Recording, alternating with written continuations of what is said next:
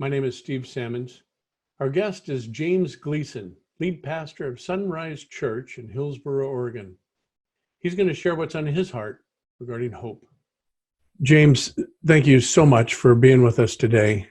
Corbin community, what kind of message of hope do you have that's on your heart that you could share? Well, when I think about hope, I think about the words of Scripture. Psalm 33:22 reminds us, "Let your unfailing love surround us, Lord, for our hope is in you alone." I think that's so important in this day and age. I know we are followers of Christ, and we would say on one level that our hope is in God alone. But I think too often times we live a different kind of life. We are living in a pretty different world. And we're living in a world now where hope is not based on medical charts or economic charts. That's pretty hopeless when you look at it. It's pretty scary. But if our hope is really in the Lord alone, then whatever tension we're facing, we have faced, or will be facing in the coming weeks, is the reality that we live in a broken world, but we have a God that we stand upon. We know we've all placed our hope in someone or something that left us disappointed.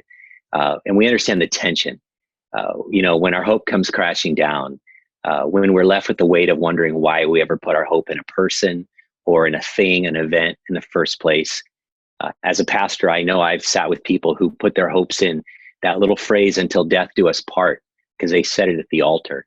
And then it wasn't death. It was till the next person comes along. And you feel a sense of hopelessness and helplessness. I've sat with people even recently who spent years just crying out to God to save their spouse or their child from their sin and their brokenness. And all their child gives back is bitterness against God. And you understand disappointment. And your hope is never going to materialize. At least it feels that way, right? The reality is that when we lose what we have been hoping for, it brings us face to face with the reality that sometimes our hope is not in a solid place. Truth is, life will disappoint us. People will disappoint us. Our dreams are not going to come true. I remember this many years ago when I first started as a young pastor. I grew deeply disappointed, almost into despondency when I saw people in my church, not everybody, but some people who really refused to grow up and live their lives conforming to Christ. They came to church, they sang their songs, they listened to the messages and all that. But when push came to shove, they chose to alter their beliefs to match their disobedient behavior. And I was just so disappointed. And I was lamenting over this reality that no one ever taught me in seminary with a friend. And a pastor friend said this: "Well, stop leaning your ladder against the wrong wall." And I thought, what do you mean? He said, hope is like a ladder that we lean against a wall. We don't really think about the wall. We just assume the wall will support our ladder and allow us to reach the top. But it might not work. I mean, we do it naturally in life. When we're born, we naturally have this instinct to lean our ladder of hope against our parents, and we expect they're never going to let us down.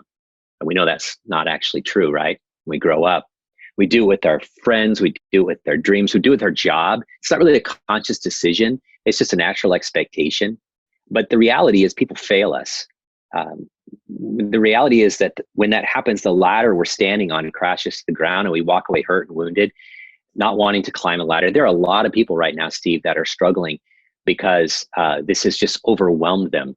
A fair number of our people have lost their jobs, and they are today, April 1st, rent is due, and they don't know what they're going to do. And their hope is in the Lord. Yeah, but what about their job? What about their paycheck? They have been leaning that ladder against something that wasn't as secure as they thought it would be, as they thought it should be. I think this is true even in relationships. I mean, my wife, Mary Beth, lovely. I just love her to death. And she has good intentions towards me, and I believe in that. But that doesn't mean she always meets my hopeful expectations, right? I learned that my first week in marriage. My 3 sons, I love them to death. They're all teenagers. One is going to go to Corbin here in the fall, and I'm excited about that. But I cannot expect them to live life matching up to my hope or my expectations. If so, I'm going to live a disappointed life. They're going to be frustrated with me. There's always a gap between what we expect from others and what we experience from them. And so we all face this question of what do we do when we're disappointed by our hope? And for me, it comes down to asking the question, where were you leaning your ladder in the first place? In 1 Timothy 6, Paul says in verse 17, teach those who are rich in this world not to be proud and not to put their hope in their money, which is so unreliable. Their hope should be in God, who richly gives us all we need for our enjoyment. In other words, he says, Timothy, I just want to teach you something.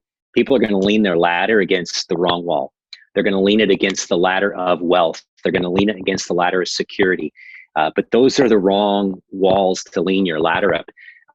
If it's against money, it's going to fall apart and crash. Lean it up against God, because God will never fail you. He will never disappoint you. He's going to provide all you need. He's promised it. So enjoy it. So here's the bottom line. Wherever we as followers of Christ have leaned our ladder against, it's really where we're putting our hope in. And we may not have ever thought about it, but how many of us honestly have leaned our ladder of hope against our own physical health or our own money, ability to make money, Wall Street, our 401k, which is not even 401, it's like 201k right now, right? And the truth is, as followers of Christ, we got to come back to the fact that there's a world that's watching us. And if we're crashing down like they are, then we have leaned our ladder against the wrong wall. I want to just close with a little story. It reminds me about this. Jesus is in a moment where he sent his disciples off on an assignment. They're crossing over the Sea of Galilee. Now, Jesus has been in the boat with them many times, but he's not in the boat on this one. And so the storm's raging all around them. They're fearing for their very lives. And then Jesus shows up and he calms the storm. Now, just 3 thoughts for you. And I think they're details we often miss, but I just want to just encourage you today. If you think about the disciples, they're in the boat and they're just trying to make it. I mean, hopelessness is gone. They've maybe leaned their ladder against the calm waves, or leaned their ladder against the ability of the boat or their own ability to row, through a storm. But just number one, even though we may not see Jesus, Jesus can see us. Jesus was on that mountain praying for them. They didn't know. They didn't see it. All they saw was the storm around them. But right now, friends, even though you may not see Jesus, Jesus sees you.